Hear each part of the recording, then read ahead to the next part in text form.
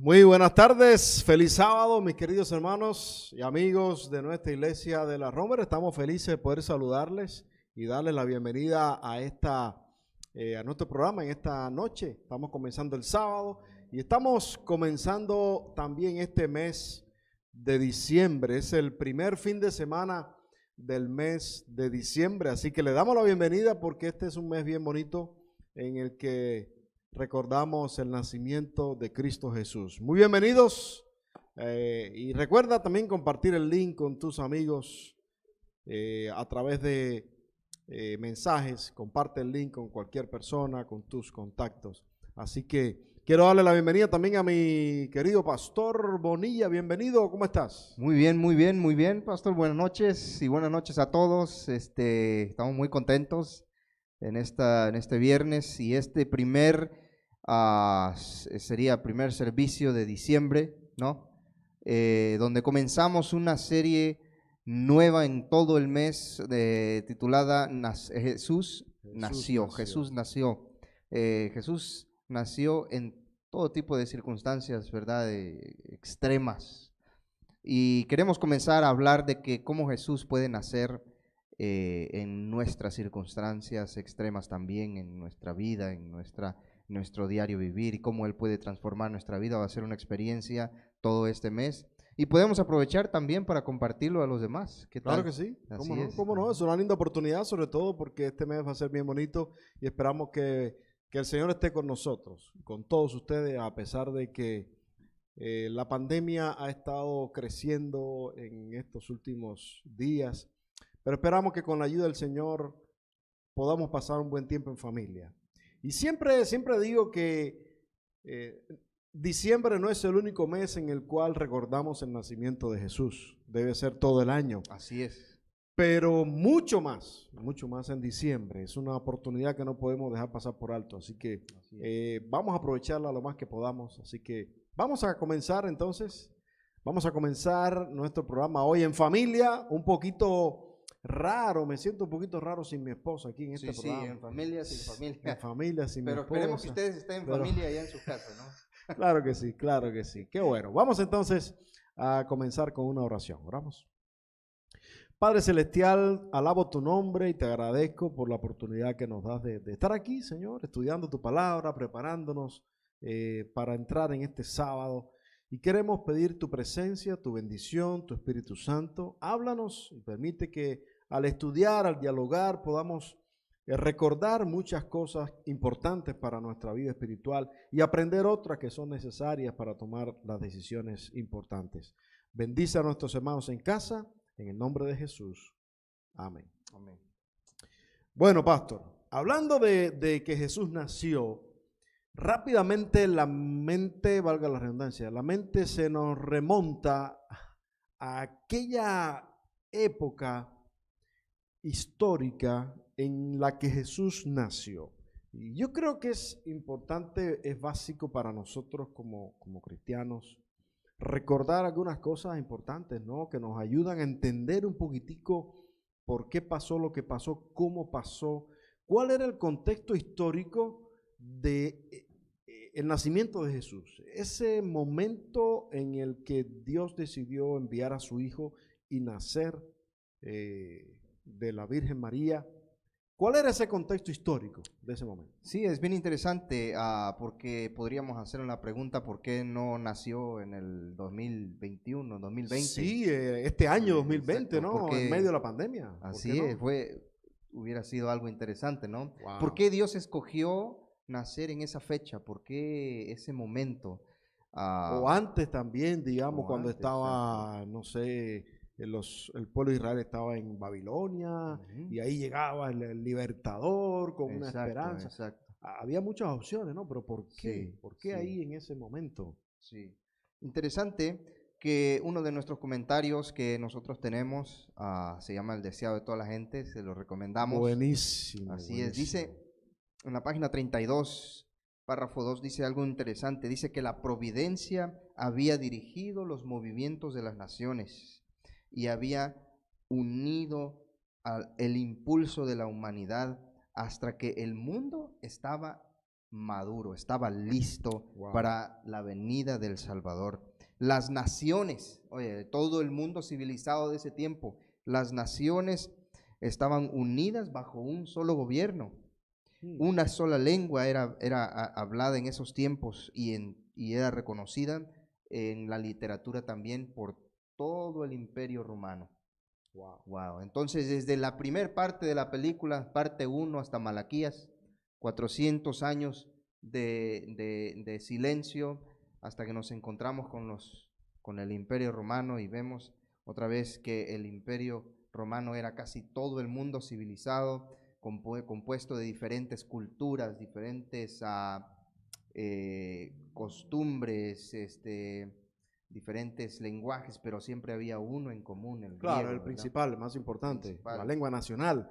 Como el otro día estaba conversando con algunos hermanos de Guatemala y fue interesante para mí porque yo siempre pensé que, pues obviamente, el idioma nacional oficial de Guatemala es el español, ¿no? Como todos nuestros países centroamericanos. Pero resulta que en Guatemala se hablan como 20 idiomas.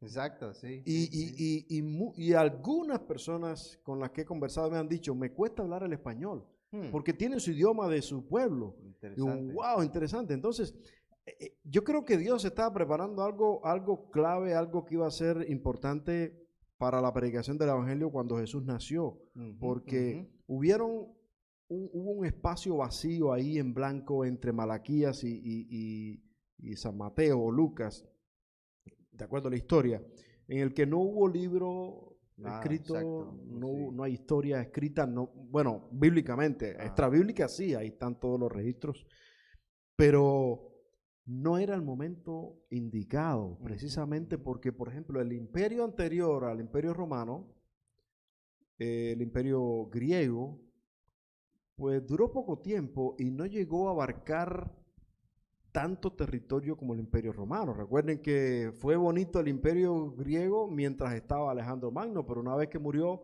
y murió bien joven, se dividió o sea, no eran las mejores condiciones. Cuando el Imperio Romano estaba controlando todo el mundo conocido. Sí, todo el mundo conocido y era lo más grande hasta ese entonces. Y eso, como bien mencionaste, trajo como consecuencia que hubiera un idioma común para todo ese mundo conocido. Así es, como que facilitó para que la predicación del Evangelio o el que se supiera de Cristo Jesús se expandiera más rápido. Más rápido, claro, porque las historias que se escribieron y las que se contaban verbalmente, pues se corrían más rápido, llegaban hasta cualquier parte del territorio del Imperio Romano. Así que es algo interesante, no es casualidad. Dios no trabaja con la casualidad. Así es. Sí, ¿verdad? Entonces, en ese tiempo en los que Jesús nació, el pueblo de Israel tuvo diferentes etapas. Estaban los macabeos que duraron por mucho tiempo, la rebelión de los macabeos que siempre estuvieron luchando para obtener la libertad, ¿no?, de Israel. Después vinieron todos los gobernadores después de Roma, que tomó el control de esa área, vinieron los gobernadores, estaban todos los Herodes, que pasaron siendo el más grande, Herodes el Grande, el que construyó el templo. Existieron dos grupos muy grandes religiosos. Uno de ellos salió a partir de los macabeos, que se rebelaron en contra de los macabeos, que ahora los conocemos como los fariseos, que para el tiempo de Jesús era un partido bien fuerte, religioso fuertísimo. Sí, y muy eran influencers. Oh, sí, de aquella época. Oh, claro. Los otros, los saduceos también eran otro fuerte. Sí, ellos se concentraban un poco más en lo político, tenían un poquito más de apoyo. No eran muy religiosos. Los fariseos quizás eran más religiosos que los saduceos. Sí. Entonces Jesús iba naciendo en esa oscuridad de diferentes pensamientos religiosos mezclados con pensamientos pegados a nivel político, tratando de seguir algunos principios de los macabeos, había también un movimiento moral, un movimiento espiritual degradante en ese tiempo, donde el paganismo había entrado de una manera al pueblo de Dios, al pueblo de Israel, de una manera que lo había degradado, se habían olvidado completamente, a pesar de que la Biblia estaba en el idioma común. Oh, sí. Pero Nadie no sabía. la leían, no la No, estudiaban. no. La enseñaban. Parecía como que hoy en día. Ajá, ahí está, pero la gente no la estudia y le hacen caso a los líderes que les dicen las cosas Ajá, como exacto. las entienden. Ujú. Pero el pueblo pues sencillamente no tenía ese acceso grande o directo, sino a través de los líderes. Exactamente, como que de alguna manera habían hecho un monopolio con la palabra y no permitían que el pueblo Y ahora imagínate, lograra. si los líderes están paganizados, Ujú. no sé si existe la palabra, pero bueno, si los líderes están paganizados, ¿qué se puede esperar del pueblo? Porque nunca podemos pedirle a un pueblo, y ahorita podemos decirlo igual, no podemos pedirle a una iglesia que tenga un nivel espiritual más alto que los líderes. No le podemos exigir eso. Nosotros como líderes tenemos que estar a un buen nivel espiritual si queremos que la iglesia. Exactamente. Entonces, recordar algo quizás interesante. El paganismo consiste en la creencia de que la salvación y la solución a los problemas está en uno mismo. Exacto. No en Dios. Ese es el principio del paganismo. Es interesante cómo ahora ese mismo principio que me imagino fue una semilla satánica, una semilla plantada. Un plan diabólico. Sí, exacto, ¿no? De que nosotros somos nuestro propio salvador, de que nosotros podemos salvarnos, de que nosotros... Ahora, hoy en día existen algunas ramas del cristianismo que piensan algo así, ¿no? Tú lo puedes hacer todo, tú puedes lograrlo, tú puedes acá, tú eres el campeón, tú eres aquí, ¿no? Un evangelio de prosperidad, un evangelio que autónomo. Independiente. Exacto, sería mejor. O sea, lo que nos lleva a esto es a pensar de que yo puedo sin Dios. No necesito a Dios. Y yo creo que el diablo estaba preparando ese ambiente para separar a la gente de Dios de tal manera que, y lo logró. Que cuando llegara Jesús, no sintieran esa no lo emoción, reconocieron, esa necesidad de un Salvador. Se nos dice se nos dice la historia de que filósofos y gente extranjera llegaron a conocer y descubrir las profecías del profeta Balaam. Oh, sí, cómo no. Y lograron, oye, va a venir un Salvador y viene pronto. Y lograron ver las señales. Unos extranjeros, te puedes dar cuenta el nivel de degradación moral y espiritual que había en esos tiempos. Era tremendo, de que ninguno de a lo suyo vino y los suyos no lo reconocieron, no lo recibieron, no supieron quién era. Al contrario, lo querían ejecutar. Lo querían matar, bueno, y lo mataron. Y lo terminaron matando. Sí, y es que ellos pensaban, y aquí no quiero salirme porque cualquiera, como dice el dicho, cualquiera resbala y cae, y nos puede tocar a nosotros también. Pero el pueblo de Israel o los judíos de aquella época pensaban que ellos eran los únicos escogidos, el único pueblo santo, el único pueblo que iba a ser salvo. Y habían fallado en el plan que Dios tenía para ellos, obviamente, pero habían olvidado que lo importante no es el pueblo, sino la palabra. Un pueblo sin la palabra no es pueblo, no tiene salvación, pero cualquier persona con la palabra puede alcanzar la salvación, y es lo que tú estabas mencionando. Aquellos sabios del oriente, ¿cuánto tiempo viajaron esa gente? No sabemos, probablemente meses. ¿Pero por qué? Porque estaban estudiando. Y al leer de la palabra recibieron la revelación y reconocieron que esa profecía se estaba por cumplir. Vieron la estrella, la identificaron con la Biblia y estuvieron dispuestos a seguirla y viajar desde bien lejos hasta donde los llevó. Así que sí. Imagínate, en todo ese ambiente nació Jesús, ¿no? Terrible. Un pueblo esparcido, olvidado de sus orígenes, de su identidad, Sí, Señor. desconociendo la palabra de Dios, adorando a ídolos griegos y de otras regiones, oye, totalmente perdidos, sumergidos en el, desesperados porque ya el paganismo no les daba no les llenaba ese vacío, ¿no? Ya. Que muchas veces el mundo nos deja si nos apartamos de Dios. En todo eso vino a nacer Jesús en un momento adecuado, un momento perfecto para que esa luz, ¿verdad?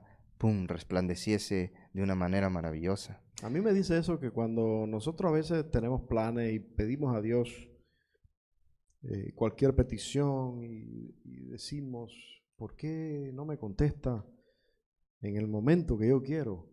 Y es que Dios tiene su momento. Y su momento, su tiempo es mejor que el mío, que el que yo pienso. Porque el pueblo de Israel, fíjense, el pueblo de Israel esperaba al Mesías, sí lo esperaba. Pero de otra manera y en otro momento. Sí. Por eso no lo reconocieron. Porque estaban tan alejados de las enseñanzas que ellos decían estudiar y enseñar, que no pudieron reconocerlo. Y a nosotros nos puede pasar lo mismo. Por eso es importante leer la Biblia, estudiar la Biblia y confiar en la manera en la que Dios trabaja y toma sus decisiones.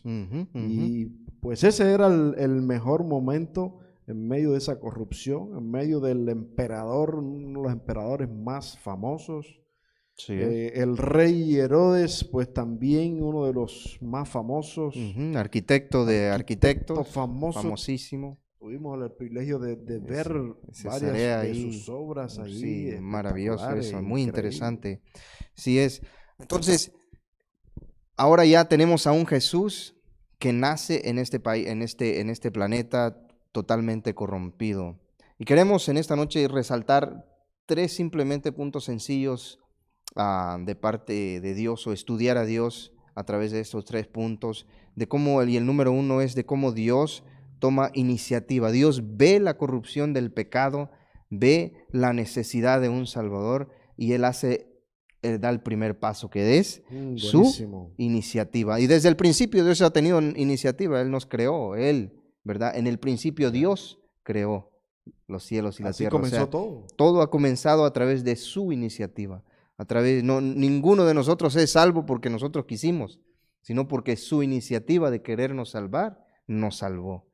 El deseo de que nosotros nos salvemos nos ayudó a poder a nosotros tomar una decisión. Algunos le llaman la gracia previa, de que uno está perdido y no sabe para dónde ir, está en el mundo, está terminado, está acabado, pero el Espíritu Santo viene a su corazón de uno, lo toca a su corazón y le pone esa espinita. Oye, debería de buscar, tal vez en alguna iglesia me ayuden, debería de buscar de Dios. O sea, esa inquietud de querer ir a buscar ayuda espiritual, especialmente de Dios, no viene del azar, viene de la ayuda, de la gracia de Dios y del Espíritu Santo.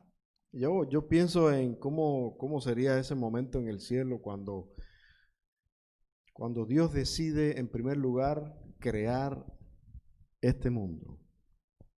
Independientemente de que ya había creado otros mundos y después de eso siguió creando. Pero me imagino que fue un momento de alegría, de gozo, de celebración. Vamos a crear, y los ángeles, todo el mundo de fiesta, una nueva creación, qué emoción. Pero qué triste que esa creación falló, cayó en pecado, y ahora viene otro momento de tensión, un momento diferente en el que Dios también tiene que tomar la iniciativa, una decisión como iniciativa propia, porque nadie vino a donde estaba Dios y le dijo, necesitas salvar a esa raza. No, Dios sencillamente tomó esa decisión y dijo, voy a salvarla. ¿Y cómo habrá sido ese momento? El momento de decidir cómo salvarla, cuál era la opción y que esa opción tenía que ser que el Hijo de Dios venga a ese planeta. Muy interesante cómo comienza Lucas describiendo en 1:26 al sexto mes del embarazo de de Elizabeth, de la mamá de Juan el Bautista, el ángel Gabriel fue enviado por Dios. Y ahí vemos cómo Dios comienza, ¡pum!, es el tiempo. Tanto silencio, tanto momento oscuro, es el tiempo. Y es donde Dios envía, no a cualquier ángel, porque hasta lo menciona por nombre. El ángel Gabriel lo envió. Era algo especial, exacto, algo un mensaje importante. Ajá, enviado por Dios a una ciudad llamada Galilea. Entonces Dios siempre toma la iniciativa cuando es el momento correcto, cuando es el momento que Él lo tiene que hacer. Dios nos da la iniciativa, nos enseña a nosotros tomar la misma iniciativa. Si Él primero toma la iniciativa, ahora nos dice, ok, ustedes también, sean personas de iniciativa, vamos, sean personas de iniciativa, comiencen ustedes, trabajen ustedes, ¿no? Eso está interesante, porque a veces nosotros como que nos gusta quedarnos sentados a que nos digan qué tengo que hacer, o peor aún, que lo haga otro. Pero Dios aquí si no me dicen, no lo hago. No lo hago, que lo haga otro, no. Pero mientras no me digan, pues aquí voy pasando. O sea, principio que podemos aplicarnos de Dios, que Él nos enseña, que Él, oye, voy a tomar el paso y da el primer paso, ¿no? Para la salvación. Aunque sea difícil ese paso, porque no fue nada fácil para Dios decir, voy a enviar a mi hijo, lo voy a convertir, lo voy a convertir en un ser divino, celestial, lo voy a convertir en un bebé que va a nacer de una mujer pecadora. Ahora nosotros lo miramos como algo muy bonito, muy tierno, muy emocionante, algo, ay, qué linda historia. Qué linda historia. Para Dios eso quizás no fue tan bonito en el sentido de que estaba, perdón la palabra, no sé, pero está degradando al Hijo de Dios a un estado.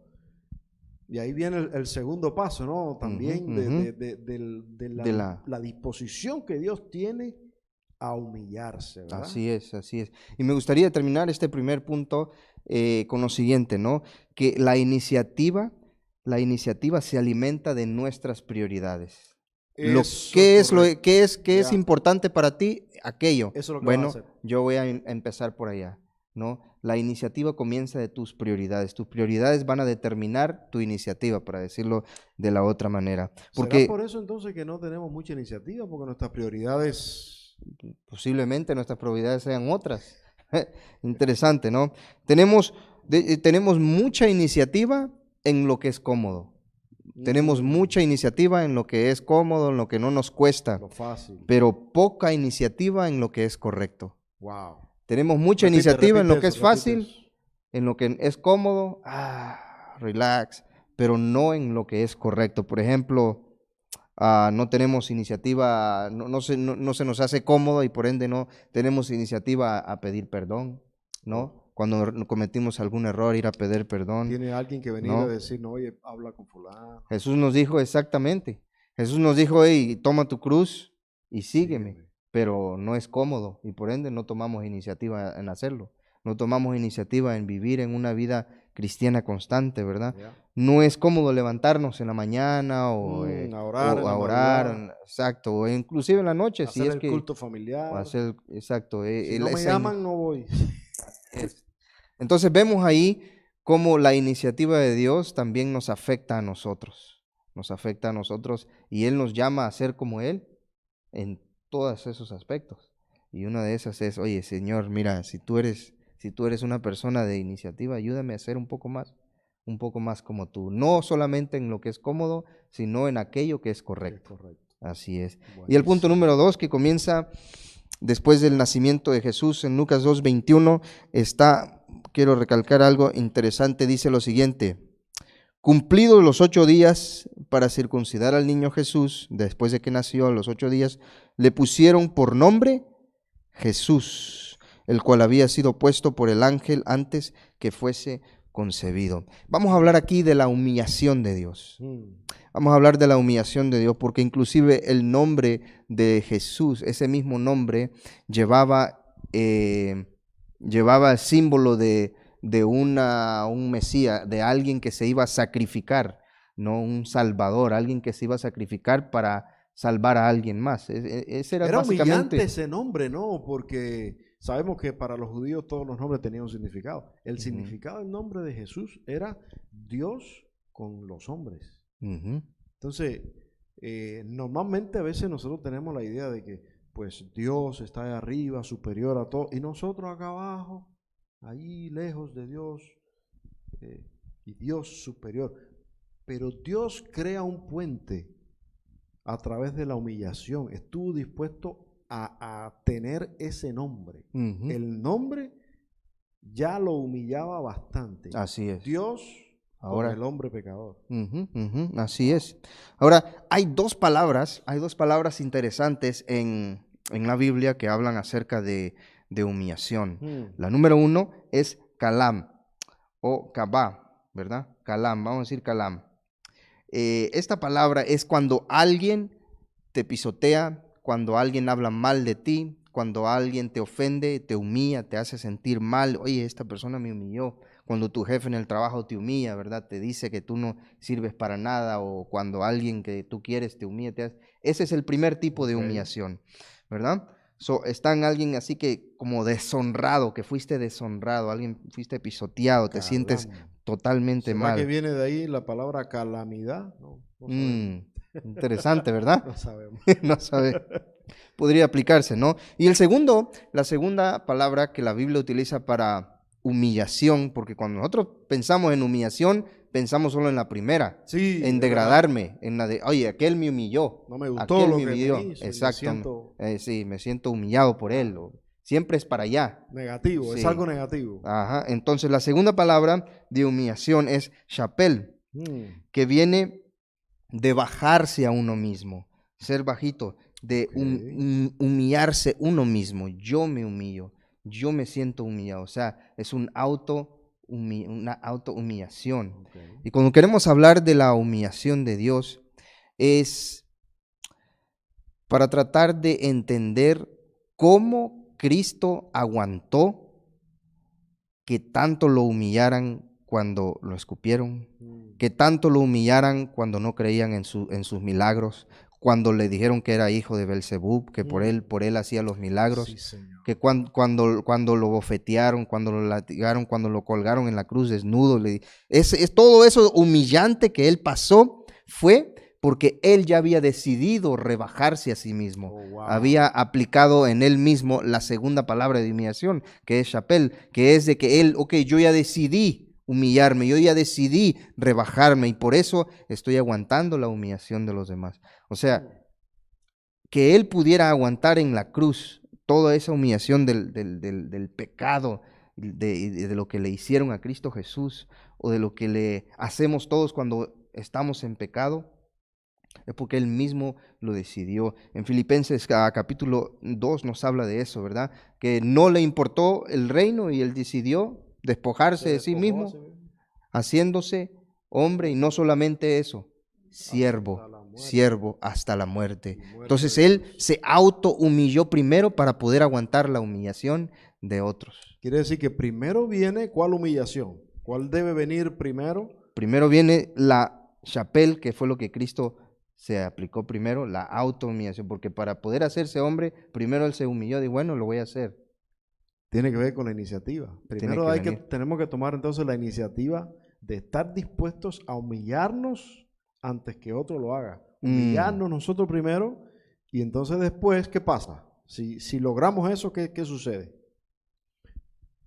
Pues viene la otra humillación. ¿Qué sucede si yo estoy dispuesto a humillarme personalmente y aceptar esa humillación con el Espíritu de Cristo? Entonces, si tratan de humillarme de la otra manera, ¿cómo voy a reaccionar? Sí, o sea que, en otras palabras, si la primera palabra, que es kalam, ¿se acuerdan? Que es la humillación de otro hacia mí, me afecta, es porque no he aplicado la segunda palabra de la humillación, que es shapel, a mi vida. Si yo no me he humillado ante Dios primero, la humillación de otro hacia mí me va a afectar. Cuando yo voy y me humillo delante de Dios, primero, el otro va a querer venir y humillarme, y probablemente lo que me diga es humillante, pero me va a servir más lo que dice la palabra acerca de mí que lo que dice otro. ¿Por qué? Porque la palabra dice que el que se humilla delante de mí será ensalzado, será exaltado. Entonces, si yo permito que aquel me humille, que mi vecino, que mi compañero de trabajo, que un familiar me humille a mí, me estoy poniendo a rodillas a los pies de aquel que me está humillando en vez de hacerlo delante de Dios. Entonces, lo que nosotros debemos aplicarnos a nuestra vida es ese proceso de humillación que Cristo tuvo que llevar, que Él decidió primero humillarse a Él mismo para poder aguantar la humillación de los demás. Decir, oh, bueno, Él me humillaron, porque lo humillamos. Cristo fue humillado de una manera terrible, pero para poder aguantar eso, Él tuvo una conexión así con su Padre Celestial. Lucas nos dice que Él se la pasaba noches orando, platicando con su Padre Celestial, hablando con Él, recibiendo fuerzas, refrescando su fuerza espiritual para poder aguantar un día más en esta tierra. Imagínate, y ese es Cristo, el Hijo del Hombre, wow. Dios mismo. ¿Qué se puede decir de nosotros? ¿Qué se puede decir de nosotros? Así es. Apretando un poquitico aquí a ver hasta dónde da la tuerca. Quiere decir que si yo me ofendo por algo que hace o dice alguien y no me gusta y me siento que me están echando de un lado, o me siento humillado, me siento avergonzado por lo que alguien dice o hizo sobre mí, ¿significa eso entonces que yo no me he humillado ante Dios? Y necesito primero quebrantarme delante de Dios y ser humillado delante de Dios. Interesante. Estoy pensando porque de aquí pueden salir muchas soluciones. Y no para mirarlo de manera negativa, ni para acusar ni criticar a nadie, porque el primero soy yo. Si yo personalmente me siento humillado en alguna forma, o no puedo soportar la vergüenza, la humillación o lo que alguien me dice, me siento ofendido, significa que yo necesito ir a Cristo primero y ser humillado ante Él, quebrantar mi corazón. Y una vez que soy quebrantado, una vez que estoy unido así a Cristo, como Cristo estuvo con su Padre, entonces cuando vengan a tratar de humillarme, no te va a hacer cosquillas. Me va a hacer cosquillas, como dice, me va a resbalar por la piel y va a caer al suelo, no me va a afectar ni emocionalmente ni espiritualmente. Sí. ¿Vamos bien por ahí? Sí, porque no queremos que se malentienda, ¿no? De que, oye, me tengo que dejar humillar por los demás. No, estamos hablando en el ámbito espiritual. Primero, que Cristo diga lo que... El mismo David dijo, vale la pena mejor estar un día en los atrios del Señor, que prefiero que Dios mismo me juzgue a que me juzguen los hombres. Oye, le temía más a los hombres que, oye, no, está pues peligroso, sí, claro, ¿no? Porque importa más lo que dice Dios de ti que lo que dicen los demás. Ahora, antes de despojarte de tus enemigos, criticones, que te humillan, tienes que despojarte de ti mismo. Que uno de los problemas más grandes para aprender a humillarnos es despojarnos de nosotros mismos, despojarnos del ego, del yo, del orgullo. Oye, Cristo nos enseñó en la cruz que Él se despojó de sí mismo, dejó su trono para recibir un trono aquí en la tierra en forma de cruz. Oye, qué criaturas nosotros. Wow. Que vino nuestro Creador y en vez de recibirlo en un trono, oye, lo mejor que pudiéramos nosotros construirle, le dimos una cruz. Pero aún así Él decidió aplicarse a Él esa humillación, decir, voy a ir. Podemos pasarnos aquí toda la noche, ¿no? A platicando de este punto muy importante, de la razón de por qué nosotros debemos ser como Él y humillarnos como Él, de humillarnos ante nuestro Padre Celestial para poder aguantar la humillación que lo que venga de los demás. Cerrando con esta parte, pues podemos decir que la persona más peligrosa para mí mismo soy yo mismo. Así es. Yeah. Por eso es la lección. Ujú. Tengo que despojarme de mí mismo porque yo soy un peligro para mí. Ujú, ujú, ujú. Así es, así es. Bueno, y entonces nuestro tercer punto es de que Dios hace una entrega total. Constantemente Dios hace una entrega Buenísimo. total. En el versículo 46 del capítulo 2 del mismo Lucas nos dice, no, perdón, 49 nos dice, entonces Él les dijo, hablando mismo Jesús, en el contexto del capítulo, Jesús le responde a sus papás. Y mira, este versículo siempre lo pasamos de alto, pero mira, muy interesante, dice, entonces Él les dijo, ¿por qué me buscáis? Le responde Él a sus papás, ¿no sabíais que en los negocios de mi Padre me es necesario estar? Mm. Aquí vemos la entrega de Dios a través de Cristo Jesús o la entrega de Cristo Jesús hacia la humanidad Y a su misión. y a su misión. El muchacho nació enfocado, oye, Desde niño, desde compadre. pequeño dijo, hey, en los negocios de mi padre me es necesario estar. Sabía lo ¿Cuáles que... eran los negocios de su padre en una escala más grande para que ese niño supiera eso? That's deep, man. La salvación, La bro, la salvación. salvación. Ya él comenzaba a enfocarse en esa Wow. dirección.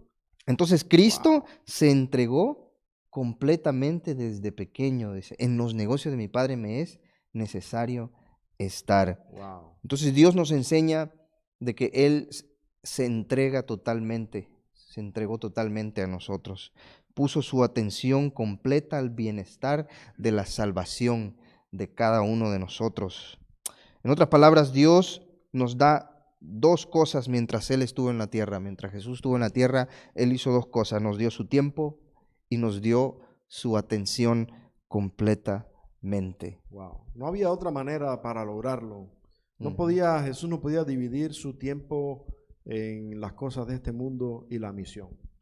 O una cosa o la otra. ujú. Y Él vino a enseñarnos, por ejemplo y por precepto, lo que nosotros también debemos hacer. Así No es. podemos dividir dice la Biblia, que no se puede servir a dos señores. Ujú, Entonces, a veces nosotros corremos ese riesgo, estamos dispuestos a correr ese riesgo que Cristo mismo no estuvo dispuesto a correr, ujú, de ujú. dividir su tiempo, dividir su atención, sus prioridades entre las cosas materiales y las cosas importantes, las cosas eternas. Ujú. Y yo creo que es una lección tremenda para nosotros que así como Cristo se entregó completamente a la misión, pues nosotros necesitamos entregarnos completamente a Cristo. Ujú, ujú. Exactamente, exactamente. Y es por eso, para resumir esta corta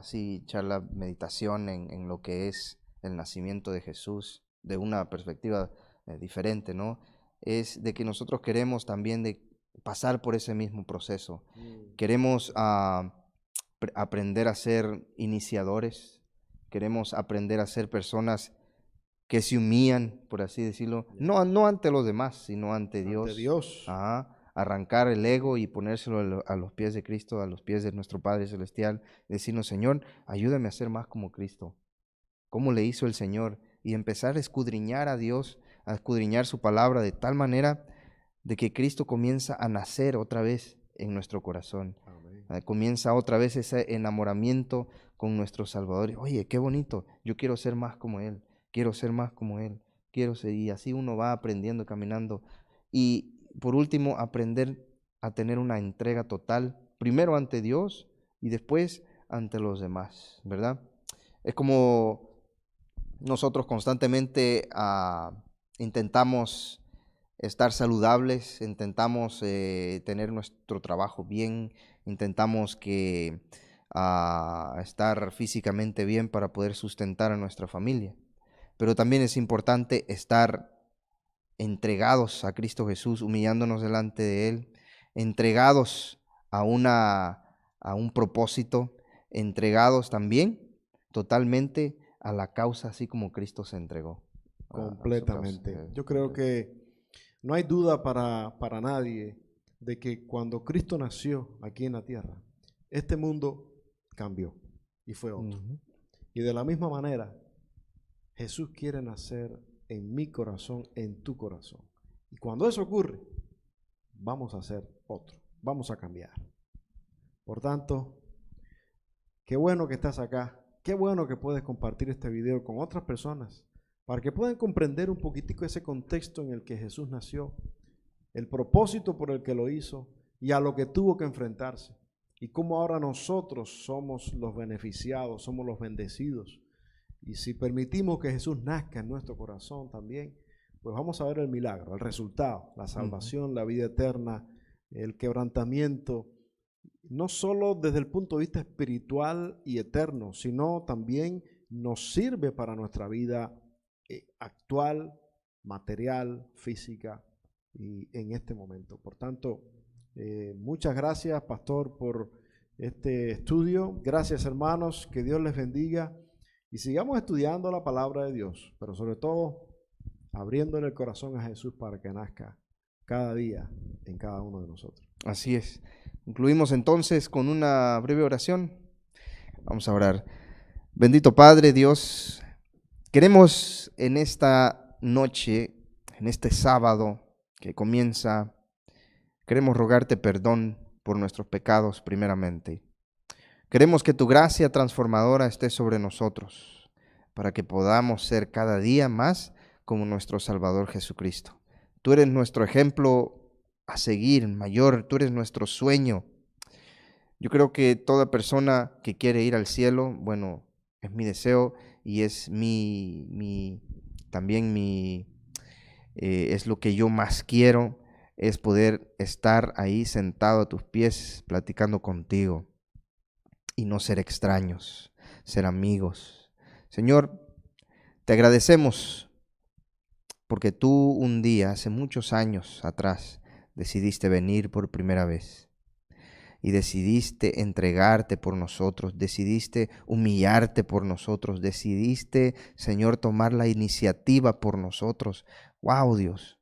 Eso dice mucho de lo que nosotros valemos para ti. Eso dice mucho de lo que tú nos amas a nosotros. Ayúdanos a poder aceptar de que nosotros somos amados por ti. Hay muchos hermanos, Dios, en nuestra iglesia que batallan con esto, que no sienten que son amados, que se sienten solos, que se sienten abandonados, que tienen problemas de identidad, que tienen problemas de que se sienten humillados por los demás. Pero Señor, tú nos has enseñado en tu palabra de que si nosotros vamos a ti, somos humildes delante de ti, te entregamos nuestro corazón, Señor, tú estás dispuesto a levantarnos. Tú estás dispuesto, Señor, a sanarnos. Estás dispuesto, Señor, a curarnos, a revelarnos a nosotros quiénes somos nosotros y somos tus hijos. Ayúdanos, Padre, a poder como iglesia estar cada día más cerca de ti. Perdónanos por nuestra falta de consagración, por nuestra falta de buscarte a ti constantemente y ayúdanos a poder ser cada día más fervorosos en la búsqueda de tu rostro, de tu persona. Gracias, Señor, por escucharnos. Te lo rogamos. Gracias por siempre acompañarnos en el nombre de Jesús. Amén. Dios les bendiga, que tengan una feliz noche.